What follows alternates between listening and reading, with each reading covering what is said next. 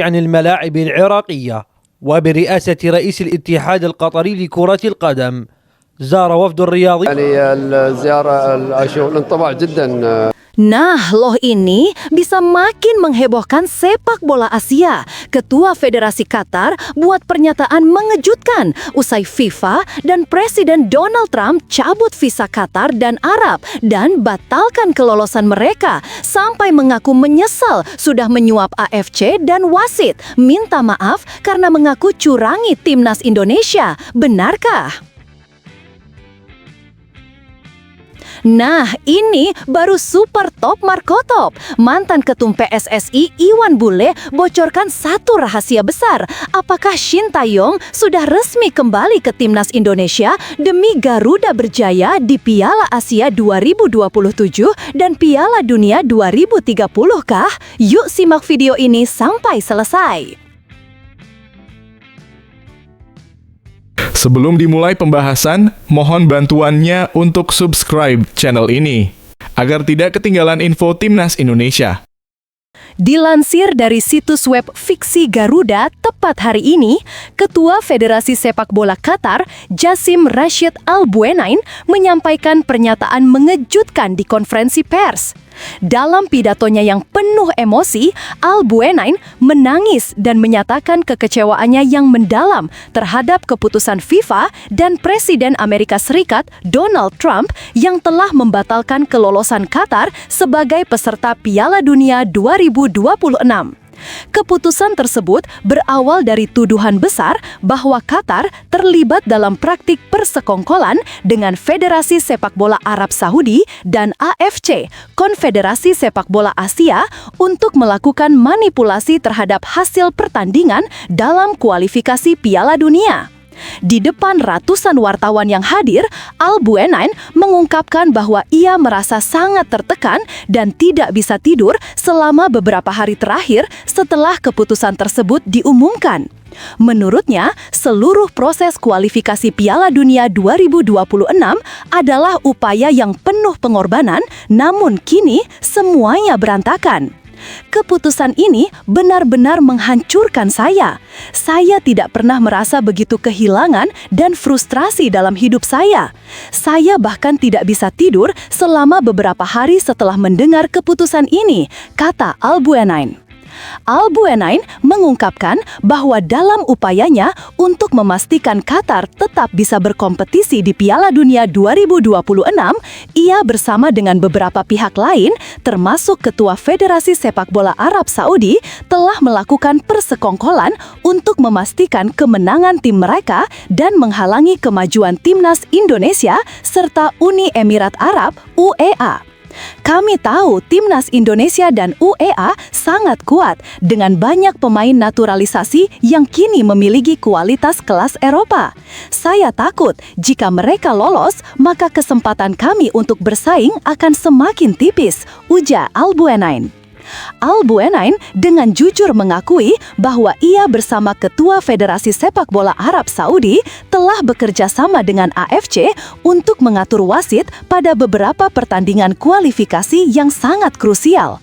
Salah satu insiden yang ia akui adalah keterlibatan wasit asal Cina, Manning, yang dipercaya untuk memimpin beberapa pertandingan kunci yang melibatkan timnas Indonesia. Ya, kami bekerja sama dengan AFC dan mengatur agar wasit Manning memberikan keputusan-keputusan yang menguntungkan kami. Saya tahu ini adalah tindakan yang sangat salah, tapi kami benar-benar merasa tertekan untuk memastikan Qatar lolos. Salah satu insiden yang paling kontroversial adalah ketika Kevin Dix, pemain timnas Indonesia, dilanggar di dalam kotak penalti saat melawan Irak, namun wasit tidak memberikan penalti. Itu adalah bagian dari perjanjian kami dengan AFC, ungkap Al Buenain. Lebih lanjut, Al Buenain juga mengungkapkan bahwa bersama dengan Arab Saudi, ia telah melakukan transaksi suap yang sangat besar untuk mempengaruhi hasil pertandingan. Salah satunya adalah transfer uang senilai 700 miliar ke pelatih timnas Indonesia, Patrick Kluivert, agar menurunkan pemain-pemain yang menurutnya tidak memiliki kualitas yang cukup saat Indonesia bertemu Arab Saudi. Saya tahu ini adalah tindakan yang memalukan, tapi kami melakukan ini dengan tujuan agar Qatar dan Arab Saudi bisa lolos dengan mudah. Kami meminta Patrick Kluivert untuk menurunkan pemain yang tidak sesuai dengan standar kualitas kami agar kami bisa meraih hasil yang lebih baik. Kami memberikan uang suap kepada mereka dengan harapan itu akan mempermudah jalan kali menuju Piala Dunia 2026. Namun, Al Buenain kini mengaku sangat menyesal atas tindakannya. Saya tahu ini adalah penghancuran integritas sepak bola. Kami terlibat dalam praktik yang sangat kotor dan sekarang impian kami untuk menjadi bagian dari Piala Dunia 2026 hancur begitu saja. Tambahnya dengan kesedihan mendalam. Al Buenain juga tidak bisa menyembunyikan rasa kecewanya terhadap FIFA dan Presiden Amerika Serikat Donald Trump yang telah mengumumkan keputusan untuk mendiskualifikasi Qatar dari kualifikasi Piala Dunia 2026. Sebagai bagian dari sanksi, visa warga negara Qatar juga dicabut yang semakin memperburuk situasi diplomatik antara Qatar dan negara-negara besar dunia. Saya merasa sangat dikhianati. Kami telah memberikan dukungan finansial yang luar biasa kepada FIFA dengan ratusan triliun dolar dalam bentuk sponsor.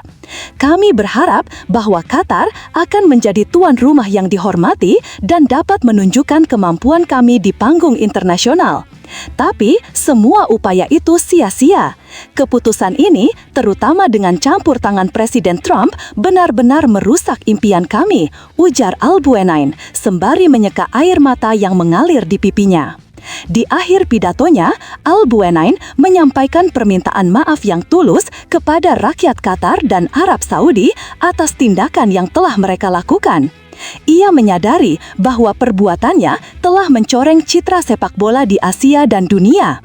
Saya ingin meminta maaf kepada seluruh rakyat Qatar dan Arab Saudi. Saya tahu ini adalah tindakan yang sangat memalukan dan tidak dapat dibenarkan. Kami telah menghancurkan kepercayaan publik dan merusak integritas olahraga ini. Saya mohon maaf kepada setiap penggemar sepak bola yang merasa dikhianati. Namun, meskipun ia mengakui kesalahannya, Al Buenain menegaskan bahwa ia akan tetap berjuang untuk masa depan sepak bola Qatar.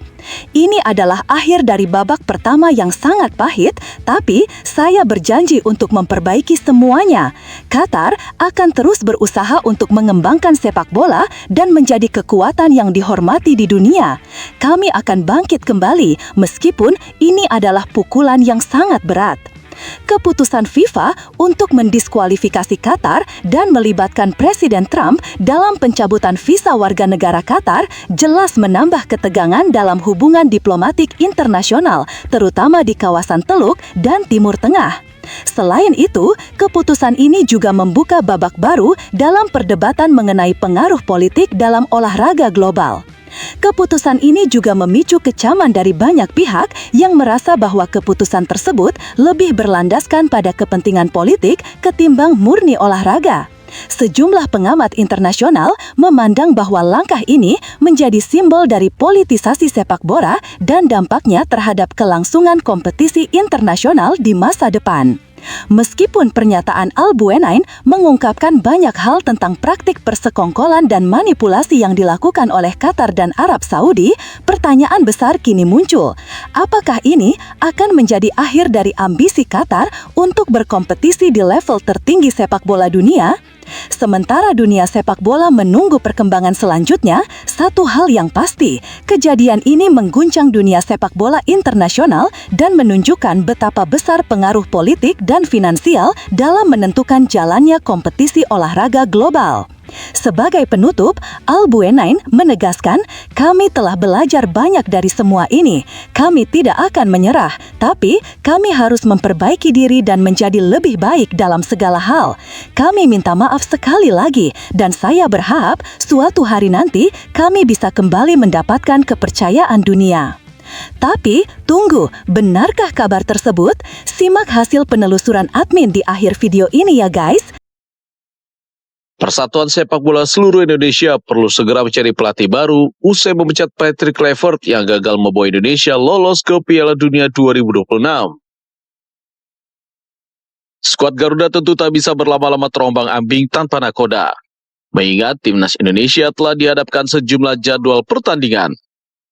Mulai dari FIFA Matchday bulan November yang bisa mendongkrak posisi Indonesia di ranking FIFA, Piala AFF 2026, dan Piala Asia 2027.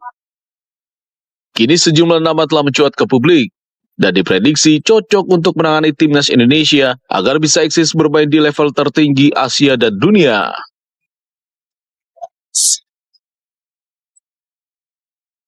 Pelatih asal Spanyol Jesus Casas disebut-sebut cukup layak melatih skuad Garuda dengan alasan telah mengenal kultur sepak bola Asia. Sebagai bukti, pelatih berusia 51 tahun itu telah membawa timnas Irak melaju di kualifikasi Piala Dunia 2026, termasuk melibas Indonesia 3 kali dengan skor 5-1, 3-1, dan 2-0. Selanjutnya muncul nama Giovanni Christian van Bronckhorst, pelatih asal Belanda.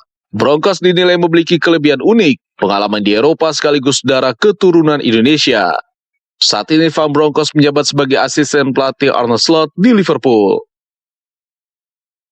Tak hanya itu, pelatih karismatik Louis van Gaal santer pula dikaitkan dengan timnas Indonesia, apalagi mantan pelatih Barcelona, Manchester United, dan timnas Belanda tersebut dikabarkan akan menggelar jumpa pers Senin ini. Nama lain yang mengemuka yaitu pelatih Sintayong. Munculnya nama Sintayong diusulkan mantan Ketua Umum PSSI periode 2019-2023, Muhammad Iriawan atau lebih akrab disapa Iwan Bule. Maklum saja, Iwan Bule yang mendatangkan Sintayong untuk melatih timnas Indonesia pada Januari 2020. Alasan saya sederhana, STY atau Sintayong sudah sangat mengenal karakteristik, kemampuan, dan semangat para punggawa Garuda. Mereka sudah berinteraksi lama ya. Jadi cukup lama, jadi mereka apal, mereka tahu ya. Lantas, siapakah yang nanti menjadi pilihan PSSI untuk menjadi pelatih baru timnas Indonesia? Menarik dinanti. Marcelino Ferdinand melakukan debutnya bersama klub barunya yaitu FKAS Trenčín. Ia tampil di babak kedua pada hasil imbang 1-1 kala melawan Schalke. Trenčín menjamu Schalke dalam lanjutan Liga Slovakia di Stadion Nasihoti Sabtu malam waktu Indonesia bagian Barat kemarin. Marcelino masuk di awal babak yang kedua untuk menggantikan Dylan Cup. Schalke memimpin 1-0 terlebih dahulu, tepatnya di menit 72. Kali ini ada Morong yang berhasil merobek gawang dari Trenčín. Tuan rumah baru menyamakan skor menjadi 1-1 pada saat menit ke-83. Lukas Kovaisa yang membuat Trenčín terhindar dari kekalahan. Trenčín mendapatkan hadiah penalti pada injury time. Molikan menjadi eksekutornya, namun bola tembakannya belum bisa merobek gawang lawan. Hasil imbang ini membuat Trenčín ada di posisi ke-6 dengan koleksi 13 poin, sedangkan Schalke mereka ada 2 tingkat di bawah dengan koleksi 11 poin. Hasil pembagian grup cabang sepak bola putra untuk SEA Games 2025 Thailand sudah dilakukan. Timnas Indonesia U23 masuk dalam grup C bersama dengan Myanmar, Filipina, dan Singapura. Ini merupakan satu-satunya grup yang memiliki 4 tim. Sementara lainnya diisi 3 tim saja. Grup A ada Thailand, Kamboja, Timor Leste. Sementara grup B ada Vietnam, Malaysia, dan Laos. 3 juara grup nantinya akan melaju ke babak semifinal. Sementara 1 tiket lagi akan diisi oleh runner-up terbaik. Jadwal pertandingan Garuda Muda akan dimulai 3-18 Desember 2025. Di bawah pelatih Indra Safri, kontingen Indonesia cabang sepak bola ini ditargetkan bisa meraih emas, mengulangi kesuksesannya pada SEA Games 2023 lalu. Saat itu Indra Safri jugalah yang menjadi juru taktik Garuda Muda. Sejumlah persiapan sudah dilakukan, termasuk menggelar laga uji coba. Materi pemain yang dipanggil adalah mayoritas pemain yang berlaga pada kualifikasi Piala Asia lalu. Saat itu dipimpin pelatih Gerard Van den Berg. Tak banyak pemain baru yang dipanggil Indra Safri. Laga uji coba sudah dilakukan oleh Indra Safri sebagai bentuk persiapan, yaitu melawan India pekan lalu. 2 kali pertandingan di Stadion Madia GBK, Doni Tri Pamungkas dan kawan-kawan kalah 1-2 di laga pertama. kemudian imbang 1-1 di pertandingan kedua. Jelang SEA Games nanti, Indra Safri akan melakukan training camp. Dijadwalkan TC akan berlangsung pada November nanti. Sebanyak 28 pemain dipastikan akan ikut TC. Nantinya Indra Safri akan memutuskan skuad terbaiknya untuk melakoni SEA Games 2025 di Thailand dengan menargetkan meraih medali emas. PSM Makassar meminta maaf kepada fans tuan rumah atas kekalahan ini. Pertama, saya ingin mewakili teman-teman semua. Kami mohon maaf karena hasilnya tidak sesuai dengan harapan. Yang jelas, tadi sudah kami berusaha. Terus ada masalahnya itu ada pergantian pemain di awal babak kedua. Nasi tanpa diketahui tiba-tiba dia merasa sakit, kurang enak badan. Otomatis kami harus melakukan pergantian.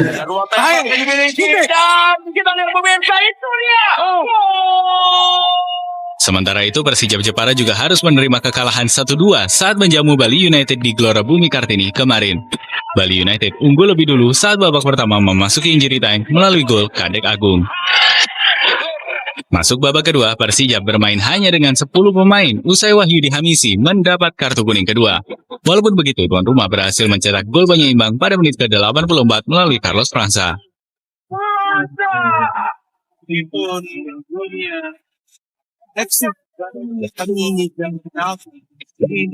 Hanya dalam waktu 3 menit, Bali United sukses mengembalikan keunggulan. Jordi Brun mencatatkan namanya di papan skor setelah sepakannya tak berhasil dihalau kiper Persijap Jepara.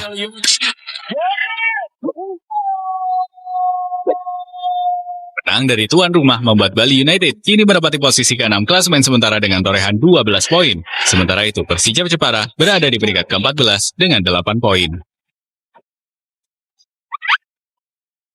Iya, yang pasti senang dan puji Tuhan pastinya udah bisa juara lagi di sini di NC Seri 5. Kalau persiapan kita latihannya memang di steel tip. Jadi memang kalau soft tip itu jaraknya lebih jauh 4 cm. Cuman ya kalau di soft tip lebih menyesuaikan aja lah. Karena dia lebih gede juga kan, lebih mudah lah. Kalau yang susah itu memang benar-benar steel tip ya. Di Genting itu kan kita Darslab Open Malaysia, jadi dia soft tip bukannya steel tip. Jadi kita memang persiapannya tuh untuk Darslab Open Malaysia. Tapi ini kebetulan diadakan, jadi sekalian uji mental dan sekalian latihan lah kita.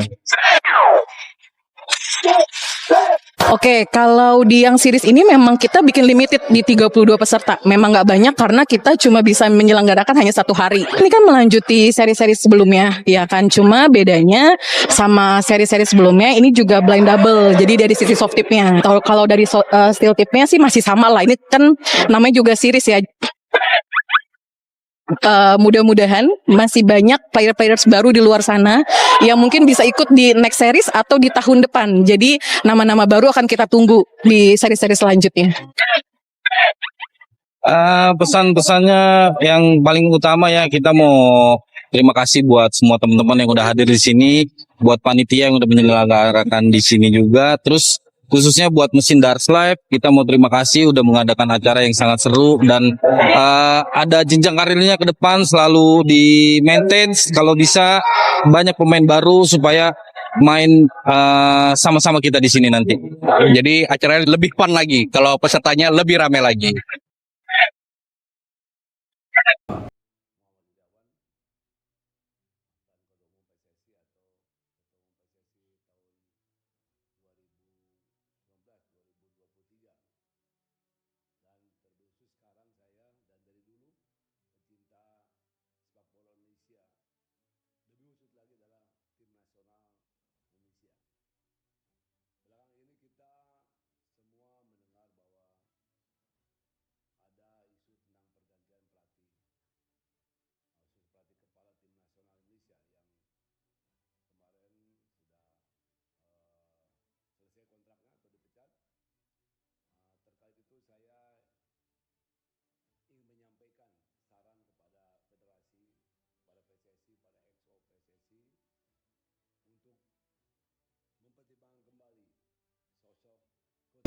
setelah ditelusuri oleh admin, berita pertama tadi hanya karangan ya guys. Tujuannya untuk edukasi penonton karena mulai marak berita karangan yang menyebar di YouTube.